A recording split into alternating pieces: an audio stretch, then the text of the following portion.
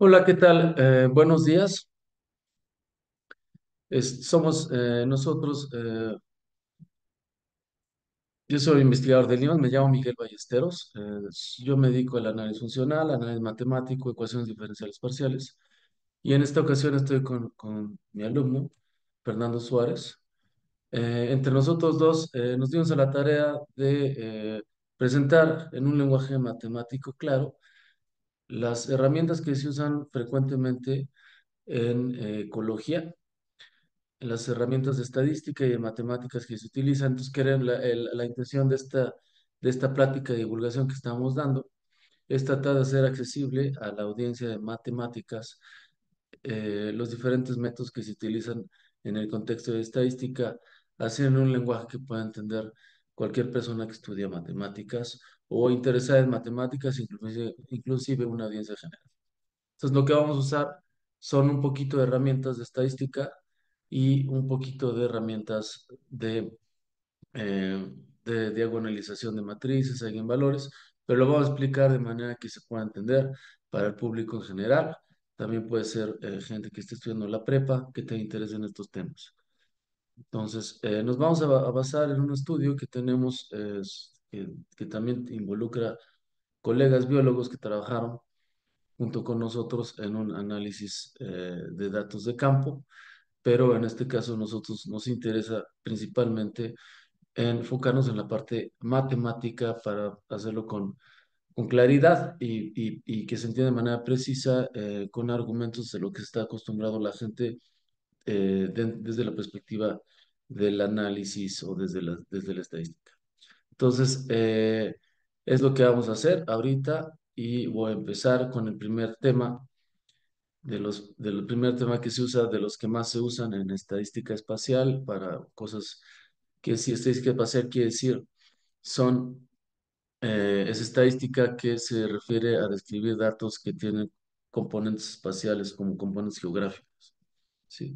Entonces, hay dos métodos que se utilizan mucho en estadística espacial para poder entender lo que pasa cuando tienen datos este, que estén localizados de observaciones localizadas en ciertas regiones. Este, Uno de ellos es el análisis de componentes principales. Entonces, cuando se tiene una serie de datos, muchos datos de muchas cosas, por ejemplo, se tienen, por ejemplo, temperaturas, presiones y varias otras cosas. También se puede aplicar a otro tipo de cosas como cosas sociales, por ejemplo, de diferentes ciudades, ni ingresos, niveles económicos o muchos tipos de cosas que tienen una localización, o sea, datos que tienen una localización. En este caso vamos a fijarnos en cuestiones de biología, pero podría ser, por ejemplo, cuestiones también sociales. Por ejemplo, datos que tienen, son diferentes ciudades que tienen diferentes tipos de características de ingresos o situación sociocultural. O sea, son datos que estén asociados a zonas geográficas. Eso es a lo que nos interesa. Entonces tenemos una serie de datos que en este caso vamos a anotar por una X, que es un vector. T quiere decir transpuesto, es un vector que simplemente tiene componentes x1 hasta xp. De x1 hasta xp son números y estos son vectores, son cosas que se obtienen de manera aleatoria. Sí, que de manera aleatoria se van obteniendo datos diferentes de x1 hasta xp. O sea, que x1 hasta xp son cosas que son objetos que sean variables aleatorias. Sí, que para pensarlo se puede pensar como algo aleatorio, algo como tirar una moneda al aire y los resultados sol y águila es algo aleatorio, entonces los resultados son variables aleatorias que se denotan con estos números X. En este caso, las X1 y XP son variables aleatorias que también son cosas no deterministas que dependen de cómo se observa en el momento algo, que puede ser en este caso, por ejemplo, temperatura, presión, humedad y ese tipo de cosas. Son cosas que no siempre son iguales, que depende del momento en el que estamos observando o tomando la medida, va a depender el resultado que se obtiene. ¿Sí? No podemos predecirlo. Entonces, se genera variables aleatorias. Entonces, en estas variables aleatorias definimos una cosa también muy conocida en estadística que se llama matriz de covarianza.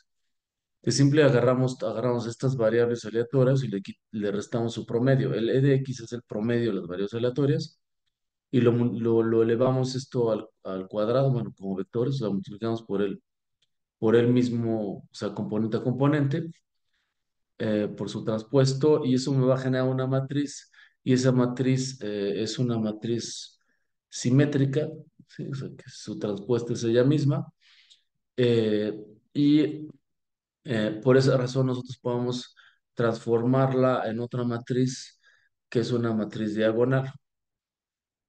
Sí, esa matriz diagonal me va a dar cuáles son las combinaciones de estas variables aleatorias o de las cosas que se miden que me dan mayor diversidad, o sea, que varían más, o sea, lo que es mayor varianza, es lo que yo quiero. Dentro de una serie de puntos de observaciones de estas variables x1 hasta xp, quiero ver cuáles son las que más varían. Y entonces nuestra idea es hacer el modelo tomando en cuenta esas variables que son las que más varían y esas son las que me van a explicar lo que está ocurriendo. Sí, eso es lo que quiero hacer, porque cuando se toman mediciones puede ser que hay cosas que no varían, que siempre son iguales. ¿Está bien? Esas no nos interesan mucho porque no van a explicar lo que queremos ver. Entonces lo que más explica lo que queremos ver es lo que más varía.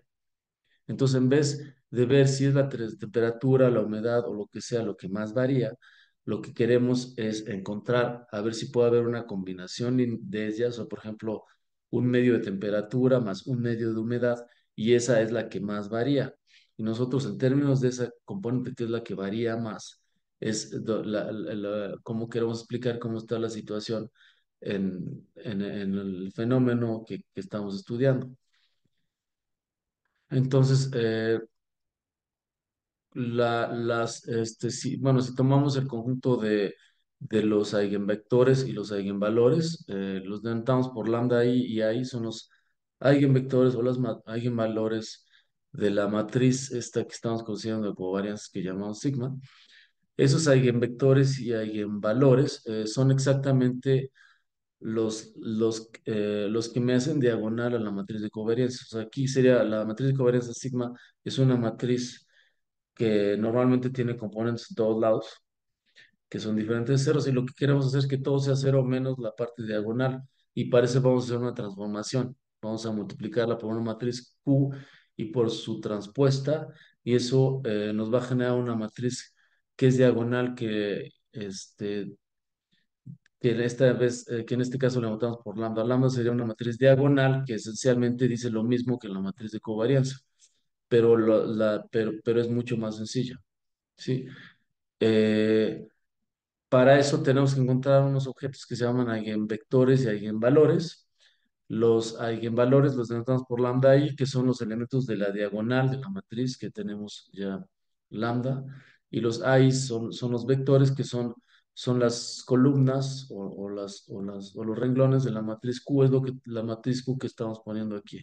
Entonces tenemos que encontrar esos números y de esa manera vamos a encontrar los objetos que llamamos componentes principales, y los componentes principales son exactamente, se calculan de manera así. La componente i es I más yi, es el vector i multiplicado por x, por el vector original x.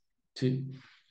Que esto es una multiplicación, se entiende como una multiplicación de matrices, ¿no? Esta. Sí, es una matriz. Este es un vector.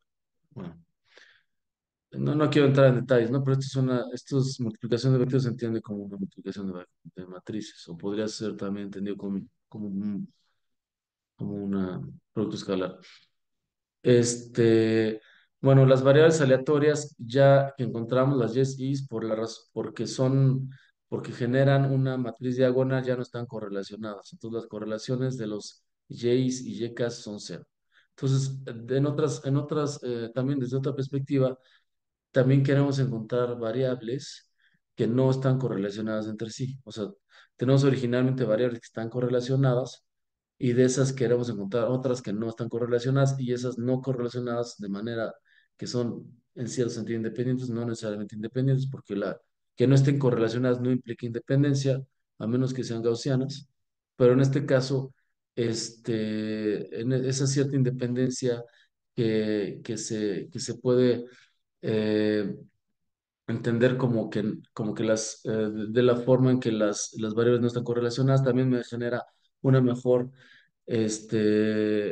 expresión del fenómeno que estoy estudiando, porque entonces entiendo cuáles son las variables que son de cierta forma independientes en el sentido que no están correlacionadas, ¿no? Entonces esas son las que van a explicar lo que estoy observando. Bueno, también hay que notar que la suma de las variancias sigue siendo la misma, porque básicamente la suma de las variancias es la diagonal, es la suma, es la traza de la matriz, bueno, la diagonal de la matriz, que es lo mismo que la suma de la diagonal de la matriz, y eso no depende del sistema de coordenadas que está usando. Este, bueno, hay otro sistema que se llama, otro sistema de análisis que se llama análisis de componentes canónicos. Y en este caso tenemos dos tipos de variables. Una variables que se llaman ambientales y otras variables que queremos medir. Por ejemplo, si queremos medir anfibios, ranas, las variables ambientales serían temperatura, presión y ese tipo de cosas. Y las variables que nosotros queremos entender a partir de las ambientales son, por ejemplo, las ranas que se encuentran en cada sitio. Entonces queremos que relacionar dos cosas entre sí. O sea, las variables ambientales con respecto a los individuos que nos interesan estudiar. Entonces, queremos ver qué tanto influye cierta variable ambiental o cierto conjunto de variables ambientales sobre la presencia o la ausencia, por ejemplo, de algún tipo de rana que se quiera observar en el lugar.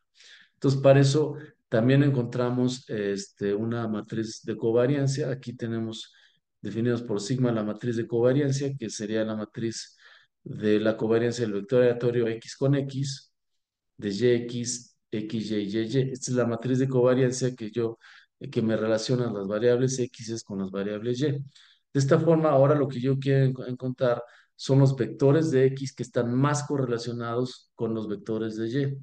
Y esos vectores me van a explicar a Y. O sea, digamos, bueno, eso es lo que me interesa sacar. Perdón, aquí nos fuimos un poco más adelante. Encontrar cuáles son las variables ambientales o la combinación de variables ambientales que más influye sobre o que más está correlacionada sobre, por ejemplo, cierta también combinación lineal de individuos, de ranas que se encuentran en cierto lugar. Y eso, ese análisis se llama análisis de correspondencias canónicas. De manera específica, para encontrar la máxima relación entre los vectores X y Y, se tiene una fórmula explícita y esa fórmula explícita está dada por esta ecuación. O sea, yo agarro las variables X, lo multiplico por estas matrices, el inverso de una matriz XX, o sea, cuando obviamente estamos suponiendo que son invertibles. Eh, Multiplico por los vectores CK, en este caso, y FK, que son los k'ísimos vectores propios de las matrices. Me van a dar exactamente los vectores UK y BK.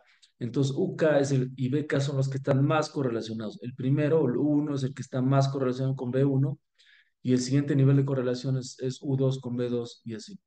Entonces, eso nos va a dar una explicación de cuáles son las variables ambientales, por ejemplo, que más influyen en la presencia de ciertos individuos, y nos vamos en orden. O sea, el primero es el que tiene más importancia, el segundo el que tiene menos importancia, y así nos seguimos. Normalmente en biología se quedan con dos o tres, ¿no? El primero, el segundo y el tercero, y los demás los desprecian y dicen que no tienen mucha relevancia. Entonces, esto es algo que en biología es muy importante, y es lo que básicamente se presenta en cómo se va, en los artículos tradicionales en ecología, cuando se estudian, por ejemplo, anfibios y reptiles, y hay muchos de este tipo de artículos en México que tienen estudios de diferentes especies, usando justamente estas herramientas. Otro tipo de herramientas que se utilizan en este contexto, que ahorita Fernando se los va a presentar. Ok, vamos a ir con los números de Hill. Esencialmente estos números se usan mucho en biología para medir múltiples diversidades de las comunidades de estudio. Para este caso vamos a anotar por S el número total de especies y Pi la proporción de individuos de la especie total. Es decir, si tenemos 50 observaciones y tenemos 10 de una rana en particular, PI va a ser 10 entre 50. Estos números de Hill se definen como la siguiente expresión, esencialmente como una suma, y bueno, se suma elevado a una potencia, uno entre uno menos Q. Y bueno, dependiendo del valor de Q, se tiene distintas interpretaciones en biología. Cuando Q, por ejemplo, es igual a cero, se tiene la riqueza de especies, es decir, el número total de especies encontradas. Y otro caso importante que es cuando Q es igual a uno, como podemos dar cuenta en la ecuación, en la primera ecuación, no está definido para Q igual a uno, pero los biólogos han hecho hay una modificación para definirla como esta resta de sumas de productos de logaritmos y probabilidades.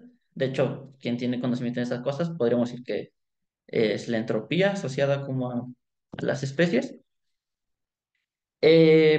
Vamos a estar usando fuertemente estos elementos para estar describiendo qué tanta biodiversidad y qué tantas especies podemos estar encontrando a lo largo del estudio hecho, bueno, que se va a mostrar más adelante. Otras dos herramientas importantes que se usan en biología son las curvas de rango abundancia y el dendrograma. Las curvas de rango abundancia sirven principalmente para dar una muestra gráfica de cómo se está comportando la dominancia de ciertas especies respecto a las otras. Ahora vamos a mostrar unas imágenes en donde justamente vamos a estar acomodando especies de mayor abundancia de izquierda a derecha. Las que estén más arriba van a estar mostrando cierta dominancia de los elementos. Otra cosa importante es el dendrograma. El dendrograma esencialmente es una técnica de máquina de aprendizaje, de machine learning, en donde el cual principalmente lo que buscas es dar una organización o dar una etiqueta a los datos, a ciertos datos, para poder dar un tipo de clasificación. En este caso, por ejemplo, lo vamos a estar utilizando para clasificar zonas de acuerdo a sus características ambientales. Y bueno, de esta parte sería todo. Bueno, ahorita quisiera presentarles un caso de estudio que se hizo con colegas de biología. Eh, repito, nosotros realmente somos matemáticos puros, pero estamos aquí tratando de hacer un esfuerzo para presentar algunas cosas como matemáticos, hacer una aportación a otras áreas como la biología y también para poder presentar a una comunidad amplia este tipo de cosas. En este caso es una zona de estudio que se llama la zona de los Chimalapas en Oaxaca, que es una zona de alta biodiversidad, que es así, tenía muy pocos estudios y nosotros logramos ingresar a la zona con permiso de la comunidad, a la que agradecemos mucho. Este, en particular a Toño, que fue nuestro guía, al presidente municipal, este, y estamos, nos adentramos en la selva y, y nos dedicamos a medir especies, a encontrar la presencia y abundancia de ciertas especies de anfibios y queremos, bueno, y después para ayudar a ver la parte matemática de este tema. O sea, la comunidad la, está realmente en una zona muy aislada y todavía nos fuimos todavía mucho más lejos, son 2 o 3 días de camino para llegar a la última zona. Entonces hicimos 2 zonas de muestreo. Una zona está un poco más cerca de la población, es una zona virgen, pero todavía hay una potreros cerca y todavía hay caminos cerca, hay hay cierto movimiento de gente ahí, a muy poquito, pero hay algo de movimiento de gente.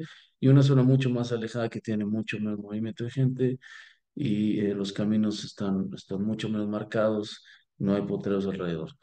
Entonces estamos tratando de estudiar estas 2 zonas y ver cuál es la relación entre lo que pasa aquí en una zona un poco más cercana a la población, todavía lejos, a 2 días de camino, o un día, dependiendo de qué tan rápido vayamos, pero queremos ver cuál es la diferencia, qué es lo que pasa en las diferentes zonas en términos de abundancia y presencia de anfibios y eso relacionado con la cercanía a los potreros, la cercanía al poblado.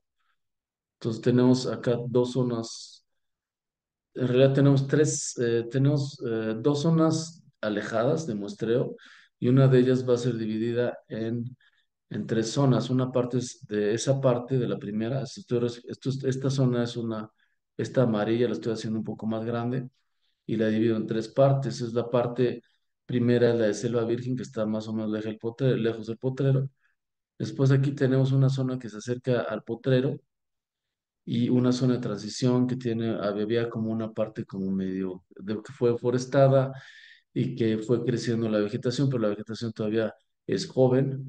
Entonces dividimos en una zona de selva virgen o más virgen, una zona de transición y una zona que ya está pegada al potrero. Entonces la idea es ver cuál es la diferencia entre la parte que está más cerca del poblado de zona virgen, también de la zona de transición y la zona del potrero, y la zona también que está más alejada, que es la zona azul que puse acá, esta zona azul que puse acá, que está más alejada de la población, y querríamos analizar esa situación en donde hay estas cuatro diferentes regiones, que es por una parte, la zona que tiene más tránsito, más cercanía al poblado, y esa divide en tres zonas, que es Selva Virgen, Transición y Potrero, y la zona menos perturbada, más lejana, que es esta zona que tenemos ahorita de azul, que se llama La Gloria. Entonces, los resultados van a ser presentados por Fernando. Entonces, ahorita le doy la palabra a Fernando. Ya. Sí. Gracias. Bueno, vamos a empezar con el primer resultado, que es el resultado de las componentes principales. Como ya dijo Miguel, vamos a hacer muestreos de parcelas de mediciones de variables ambientales a lo largo de estas dos zonas. Las variables que se midieron fue troncos, humedad, pendiente, temperatura y distancia al río. En el análisis de componentes principales, como bien se dijo hace unos minutos, lo que se busca es encontrar encontrar las combinaciones lineales de las variables originales, en este caso de las variables ambientales, tales que maximicen la varianza entre la relación de estas mismas variables. Podemos notar que el eje uno, la dimensión uno, que dice 32,6%, esta es su varianza, y la variable que más se le asocia a esta es la variable de distancia al río. En cambio, la dimensión 2, que podemos llamarlo como el eje X, que tiene una varianza de 26,5%, tiene una mayor relación con la pendiente y la humedad. La variable de temperatura y la variable de troncos son dos variables que podemos darnos cuenta que no están ni muy inclinadas al eje X ni muy inclinadas al eje Y. Estas dos son las dos variables que van a tener la mayor contribución de ambas, mientras que en los otros casos es muy sesgada por una u otra dimensión. Y lo que podemos estar aquí rescatando o entendiendo es que la distancia al río va a estar parcialmente relacionada con la temperatura, pero no de forma completa. La distancia del río con los troncos no hay una relación realmente, ya que se puede demostrar matemáticamente que el ángulo que se forma entre estos vectores es la correlación que hay entre las variables ambientales. Entonces, por ejemplo, la pendiente con la humedad sí tenemos una muy buena relación. De hecho, la correlación es casi de uno. Y bueno, nos podemos ir yendo. Podríamos ir agregando quizás otra tercera dimensión, pero al agregar tercera dimensión ya sería trabajar en R3 y las cosas se pueden poner un poco más complicadas. El segundo gráfico es el del análisis de componentes principales. Como recordamos, en las componentes principales lo que buscamos principalmente es correlacionar dos conjuntos de datos.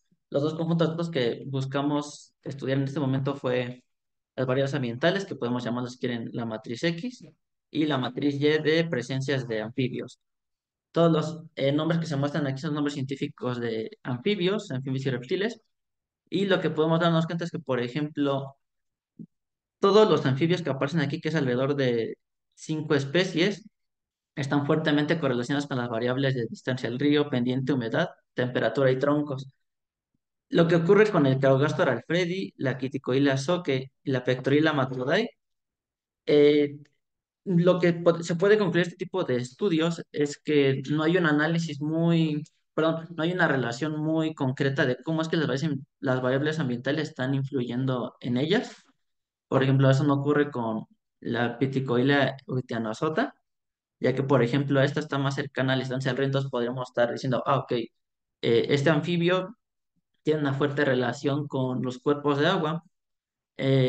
La del Manuel y la Camulae podríamos estar diciendo que, ok, esta es una especie que si bien está alejada de la variable de humedad, tiene cierta relación con ella, tiene que a lo mejor ver mucha cantidad de humedad o algo por el estilo. Estas tres especies que están separadas, no tenemos una relación concreta. Quizás una forma de arreglar esto sería haciendo más expediciones, haciendo más mediciones en distintas zonas, pero bueno, de momento lo que se puede concluir de esta imagen. De la siguiente imagen tenemos la riqueza observada. Este tiene que ver con los números de Hill. Recordemos que cuando el número de Hill es igual a cero, Q igual a cero, tenemos la cantidad de especies encontradas en la zona. En la Gloria tenemos, bueno, digamos que es una curva que está extrapolada con métodos de Bootstrap y otros elementos estadísticos. Nos dice que las especies encontradas en la Gloria máximo podrían ser alrededor de 5 que es lo que encontramos. Hasta aquí, donde está este punto, son las especies que nosotros encontramos. Entonces podríamos decir que en la Gloria se hizo un buen muestreo. Un caso similar, pero no exactamente iguales, ocurre en la selva no perturbada. En la selva no perturbada nosotros encontramos 6 especies, pero los números de Hill nos muestran que la curva todavía puede ir creciendo un poco más. Esto significa que con las cantidades de horas hombre que hicieron de trabajo, muy probablemente eh, todavía se pudo haber encontrado más especies, ¿no? Todavía deberíamos de haber encontrado más. Y este punto, bueno, esta función que está degenerada en un solo punto, lo que nos está diciendo es básicamente que en el potero solo encontramos una especie y, bueno, esto no significa que solo encontramos un solo individuo, significa que solo encontramos una sola especie de todas las que teníamos en la lista. Y bueno, por tanto, al ser un solo punto, la función que estamos calculando y la extrapolación que hacen los números de Hill básicamente colapsan en ella misma.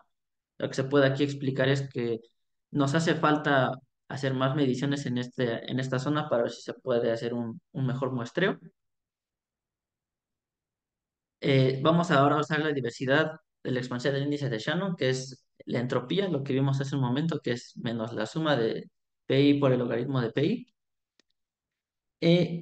¿Cómo se entiende este número de Hill? Bueno, este número de Hill en la lectura de la biología te dice que si tienes mayor a 3 puedes considerar que la zona que estás muestreando o estás estudiando tiene la potencial biodiversidad para poder relacionar muchas especies entre ellas, ¿ok? Por ejemplo, lo que estamos en esta gráfica, si bien no está marcado el 3 aquí está la separación exacta.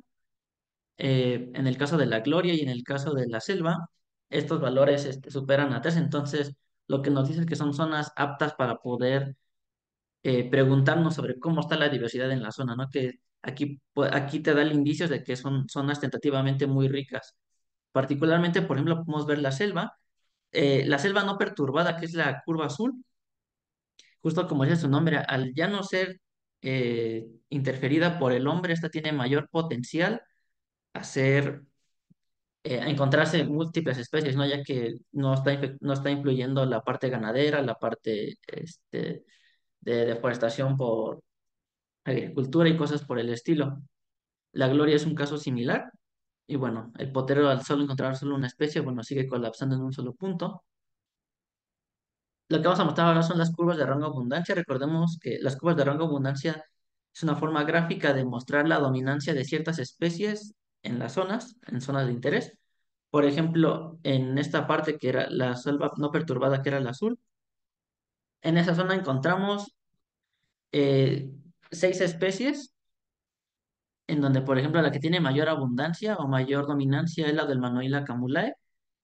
Nos vamos con la segunda, tercera y cuarta parte, o bueno, especies que tuvieron la misma cantidad de abundancia, que podría ser la Pectorilla matudai, la Echinacota y la Flenchmani, perdón. Y bueno, así nos podemos ir yendo. Este último valor que tiene cero, que está asociado al número 7, significa que no encontramos una especie, no encontramos ninguna observación de este anfibio, la cual es la Craugastor alfredi. En la parte del potrero, como bien se mostraba en las imágenes anteriores, que colapsaba solo en que no había diversidad, solo había la dominancia de una sola especie. Aquí es donde justamente estamos mostrando eso. En el potrero solo estamos encontrando Pectorillas matudae. Esto se puede deber a que, bueno, justamente como el potrero es una zona donde todavía hay cierta interacción humana y está justo cerca de una zona de transición donde apenas la vegetación está volviendo a crecer, muchas especies pueden ser susceptibles a estos cambios de ambiente, ¿no? De múltiples cosas. En la gloria ocurre algo similar. Tenemos la dominancia del Pectorella echinacota. Y bueno, ya juntando todas las especies podemos ver que la dominancia total es de la Pectorella echinacota otra vez. De hecho, esta es la especie que con mayor observaciones encontramos. Y en cambio, la Quiticuila azote fue de la que menos encontró. Esta es la tabla de los datos anteriores. Algunas veces se muestra el logaritmo porque los biólogos tienden a usar esto, pero bueno, nosotros usamos la abundancia relativa. Y bueno, finalmente la última imagen que se va a mostrar es el dendrograma. El dendrograma, como dijimos, sirve para clasificar, en este caso, zonas de muestreo para ver cuáles tienen relación. Podemos ver que el dendrograma nos muestra que la selva no perturbada y la gloria pertenecen al mismo grupo, lo cual tiene perfecto sentido, ya que al ser las zonas más vírgenes, tienen las zonas con mayor biodiversidad, las zonas con mayor cantidad de especies. En cambio, el potrero y la zona de transición son dos zonas que, estar influenciadas por el hombre, no hay mucho avistamiento de especies, está muy complicado encontrar elementos en aquella zona. Y bueno, con esto ya estaríamos dando término a esta pequeña exposición. Eh, Se pueden hablar muchas más cosas adelante, pero solo vamos a mencionar esto que consideramos son los puntos más importantes que ocupan los biólogos. Sí, entonces en esta ocasión presentamos lo que es lo más directamente relacionado con el método de los biólogos, lo que hacen ellos. En otra ocasión vamos a hacer otra plática, otra grabación de divulgación, en donde vamos a dedicarnos a exponer temas un poquito más sofisticados de matemáticas que se llaman el método de máxima entropía. Y, y también en ese caso vamos a tratar de presentar esto desde la perspectiva de las matemáticas, como para ayudar a la gente que quiera hacer biología y que no sepa biología, a entrarle desde un punto de vista preciso con la rigor de las matemáticas y la precisión y claridad de las matemáticas. Entonces, vamos a hacer otro video con otro método un poquito más sofisticado eh, sobre este mismo tema. Entonces, por lo pronto, con- concluimos esta plática y le agradecemos mucho a las personas que quieran escucharnos y agradeceríamos también comentarios y lo que quieran poner. Este proyecto que estamos haciendo es un proyecto de divulgación que estamos tratando de impulsar dentro del Departamento de Física Matemática de Lima y vamos a estar en nuestra página metiendo algunos videos. Muchas gracias y bueno, hasta luego. Ujú.